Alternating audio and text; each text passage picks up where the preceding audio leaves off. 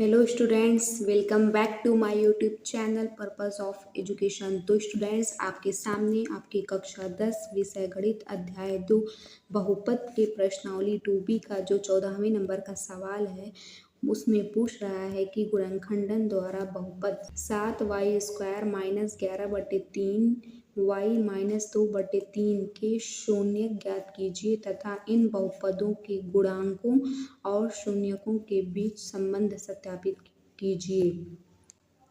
तो इस सवाल में भी आपका ये द्विघात बहुपद दिया हुआ है, इसका शून्य ज्ञात करना है और शून्य गुणांक के बीच संबंध की सत्यता की जांच करनी है।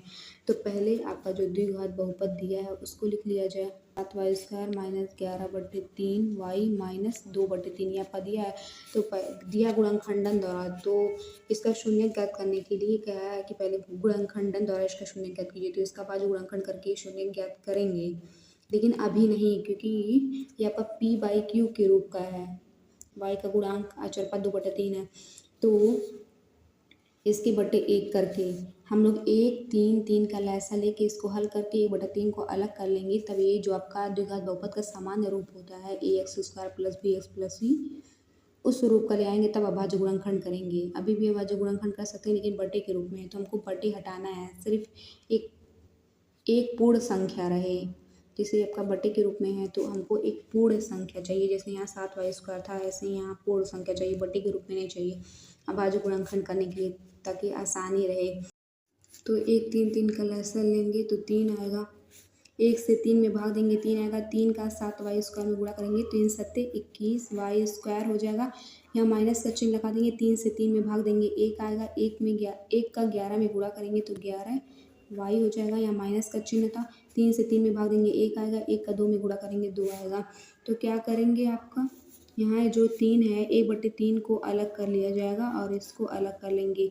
21y² माइनस 11y माइनस 2, इसको अलग कर लिया गया, 1/3 को अलग कर दिया गया। अभी आपका ay² + by + c के रूप का ये आपका हो गया। अब इसका गुणनखंडन द्वारा शून्य ज्ञात होना। अब इसका हम लोग गुणनखंड करके शून्य ज्ञात कर लेंगे। का गुणांक आपका 21 दिया है और आपका अचर पद 2 दिया है, तो 21 का 2 में गुणा करेंगे तो क्या आएगा, 42 आएगा।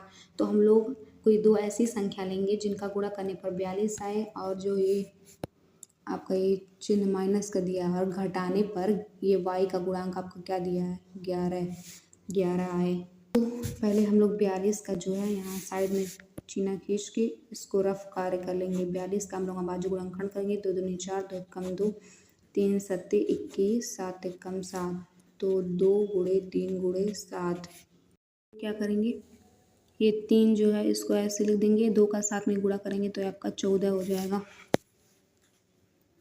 ये 2 का 7 में गुणा किए 14 आ गया। 3 पहले लिख लिया गया, 3 × 14, तो ये हम लोग ऐसे लिख दें 14 × 3, 14 - 3, तो 14 3 42 हो जाएगा। 14 में से 3 जाएगा, 11 है, तो 14। तो आपका 14 और 3 ऐसी दो संख्याएं हैं जिनका गुणा करने पर आपका 42 आ रहा है और घटाने पर 11 आ रहा है। तो 42 का अभाज्य गुणनखंड किया गया। 14 3 दो ऐसी संख्याएं नहीं जिनका गुणा करने पर 42 मिला और घटाने पर 11 आया। तो बस, तो 21y² को ऐसे माइनस भी ऐसे, तो 14 में से 3 को ऐसे घटा देंगे, कोष्टक बंद कर देंगे। y - 2, तो कोई फर्क पड़ा, 14 में से 3 घटाएंगे तो 11y यही ऊपर वाला ही आपका आएगा। तो अगर आप इतना कर लेंगे तो उसके बाद नीचे का आप आराम से हल कर सकते हैं। तो 21y² माइनस का प्लस 14 में गुणा करेंगे, माइनस प्लस माइनस 14, y में गुणा करेंगे y हो जाएगा। या minus minus plus 3y minus 2 के बाद 1/3 ये आपका चल रहा है। आपका इसमें और इसमें, इन दोनों में अगर हम लोग 3y को कॉमन ले लें तो ये आपका क्या हो जाएगा, 3 7 21 और एक y और y² हो जाएगा, और प्लस 1 3y का 1 में गुणा करेंगे 3y। अब जो आपका ये 14y और 2 दिया है, तो इसमें माइनस भी कॉमन है और 2 भी कॉमन है, तो ये क्या हो जाएगा, 2 7 14y हो जाएगा, और यहाँ माइनस प्लस माइनस, तो 1 कम 2। तो इन दोनों में 3y को कॉमन ले लिया गया और इन दोनों में -2 को कॉमन ले लिया गया। कोई ज़रूरी नहीं है कि पास पास वालों में से ही कॉमन लिया जाए, कभी कभार और इसका हम इसमें और इसमें दोनों को कॉमन ले लिया गया और इसमें कॉमन पहले और तीसरे में कॉमन लिया गया, पहले और तीसरे में लिया गया, फिर दूसरे और चौथे में कॉमन लिया गया। तो कोई ज़रूरी नहीं कि पहले दूसरे में कॉमन लिया जाए फिर तीसरे चौथे में। वो आपको ध्यान देना है कि दिमाग लगाना है कि मतलब जो ये कॉमन लेने पर जो कोष्ठक के अंदर संख्याएं आ रही हैं, जैसे इसको कॉमन लिया गया, इसके कोष्ठक के अंदर जो संख्याएं हैं इसको कॉमन लिया गया, इसके कोष्ठक के अंदर जो संख्याएं, दोनों संख्याएं समान आ रही हैं कि नहीं। तो दोनों के इसको कॉमन लिया गया, फिर इसके कोष्ठक के अंदर 7y+1 आया, इसको -2 को कॉमन लिया गया, इसके कोष्ठक के अंदर 7y+1 आया। तो दोनों की जो कोष्ठक के अंदर संख्याएं हैं वो समान आ रही हैं।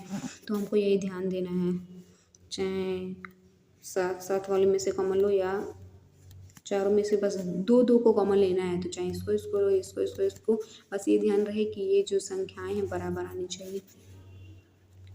और ये 1/3 हो गया। 7y+1 इसको एक कोष्ठक के अंदर लिख देंगे और ये 3y-2 इसको एक कोष्ठक के अंदर लिख देंगे। ये द्विघात बहुपद ये था, इसको इस रूप का लिया गया। अब जो है शून्य ज्ञात करना है। शून्य ज्ञात करने के लिए यदि हम लोग पहली कंडीशन जो आपका ये 7y+1, क्योंकि इसके पूरे के बराबर 0 लिख देंगे, तो ये 7y+1 को बाएं साइड रखेंगे, इसको दाहिने साइड ले जाएंगे, तो 0 से जब भाग देंगे तो 0 ही आएगा। तो पहली कंडीशन में एक बार हम लोग 7y+1 बराबर 0 पुट करके y का मान ज्ञात करें। 7y बराबर -1 बराबर आपका आ जाएगा -1/7। फिर आपकी जो दूसरी कंडीशन है उसमें अगर हम लोग 3y-2 बराबर 0 पुट करें तो आपका 3y बराबर 2 हो जाएगा और y बराबर आपका 2/7 आ जाएगा। तो आपके 2 शून्य निकल के आ गए हैं। शून्य ज्ञात करने थे आपका, शून्य आ चुका है आपका -1/7 और 2/7। यहाँ y बराबर आपका 2/3 होगा, 7 नहीं। यहाँ y बराबर आपका 2/3 हो जाएगा और यहाँ पे भी आपका 2/3 हो जाएगा। तो आपके 2 शून्य निकल गए। अब बस आपको क्या करनी है, जांच करनी है। तो जो पहला सूत्र होता है शून्यकों के योगफल का, तो 2 शून्य निकले, एक को अल्फा मान लेंगे, एक को बीटा मान लेंगे। द्विघात बहुपद है, 2 शून्य, एक को अल्फा, एक को बीटा मानते हैं। तो जांच करनी है, शून्यकों के योगफल का सूत्र होता है अल्फा प्लस बीटा बराबर -x का गुणांक बटे x² का गुणांक। यहाँ पे आपका x नहीं, यहाँ पे आपका वेरिएबल y है। मतलब कि यहाँ पे आपकी जो चर संख्या है वो ax² plus b plus c के रूप का नहीं है, ay² plus by plus c के रूप में है। यहाँ आपका जो चर संख्या है वो y है। तो यहाँ -x का गुणांक नहीं लिखेंगे, यहाँ लिखेंगे -y का गुणांक बटे y² का गुणांक, क्योंकि आपकी चर संख्या यहाँ y है। तो यहाँ माइनस लगा देंगे और जो आपका y का गुणांक है, यहाँ सवाल में देखिए, यहाँ आपका y का गुणांक -11/3 है। -11/3 मिल गया और आपका जो y² का गुणांक है वो आपका 7 दिया हुआ है। और जो यहाँ पे आपका जो शून्य निकले हैं अल्फ़ा बीटा, अल्फ़ा का मान -1/7 प्लस बीटा का मान आपका 2/3। बस अब जो है इसको हल कर लिया जाए। -1/7 प्लस 2/3, इसमें 7 और 3 का जो हम लोग लसाअ लेंगे, 7 और 3 का लसाअ लेंगे तो आपका 21 आ जाएगा। अब 7 से 21 में भाग देंगे तो 3 आएगा, 3 का -1 में गुणा करेंगे तो आपका -3 हो जाएगा। फिर यहाँ पे आपका प्लस का चिन्ह लगा, फिर 3 जो है आपका यहाँ 3 दिया है, 3 से 21 में भाग देंगे 7 आएगा, 7 का 2 में गुणा करेंगे तो 14, तो +14। फिर बराबर आपका जो यहाँ पे दिया है माइनस माइनस प्लस हो जाएगा, 11/3 बटे जो आपका ये 7 दिया है, तो ये आपका 7 लिख देंगे। इसके बटे कुछ नहीं है, 1 लिख सकते हैं, इसके बटे कुछ नहीं था, 1 लिख दिए। अब हम लोग जब इसको हल करेंगे तो -3 + 14, 14 में से 3 जाएगा 11 है, चिन्ह बड़े वाले का लिखता है तो प्लस 14 आपका प्लस में है, तो 11/21 बराबर, अब यहाँ बाहर बाहर का गुणा हो जाएगा, अंदर अंदर का गुणा, तो 11 का 1 में गुणा करेंगे 11, 3 का 21 में गुणा, 3 का 7 में गुणा करेंगे तो आपका 21 हो जाएगा। तो आपका LHS है वो RHS के बराबर आ गया। तो अब जो है आपका जो दूसरा सूत्र होता है शून्यकों के गुणनफल का, अल्फ़ा इंटू बीटा, बराबर होता है अचर पद बट्टे वाई स्क्वायर का गुणांक। ये होता है आपका। तो जो आपके सवाल में अचर पद यहाँ पे दिया -2/3 दिया है, तो -2/3 और जो आपका वाई स्क्वायर का गुणांक दिया है वो आपका 7 दिया है। और जो आपका अल्फ़ा निकल के आया है, अल्फ़ा -1/7 बीटा 2/3 -1/7 बीटा आपका 2/3 दिया है। तो ये जो है आपका बाहर बाहर का गुणा हो जाएगा, अंदर अंदर का गुणा। तो -1 का 2 में गुणा करेंगे तो -2/3, 7 का 3 में 21 हो जाएगा, बराबर यहाँ -2 का 1 में करेंगे -2/3 का 7 में 21 हो जाएगा। तो यहाँ पे भी आपका LHS बराबर RHS आ चुका है। तो जांच हो गया, तो अतः सिद्ध हुआ। 14वां सवाल था, यहाँ पे आपका एक बहुपद दिया हुआ था, उसके शून्य ज्ञात करना था और शून्य को गुणांकों के बीच के संबंध की सत्यता की जांच करनी थी। तो ये आपका बहुपद लिख लिया गया। ये आपका P/Q के रूप का था। तो पहले इसके बटे 1 करके 1/3 का लैसा लेके 1/3 को अलग करके फिर आपका ये द्विघात बहुपद का सामान्य रूप का बन गया। फिर इसका अभाज्य गुणनखंड किए।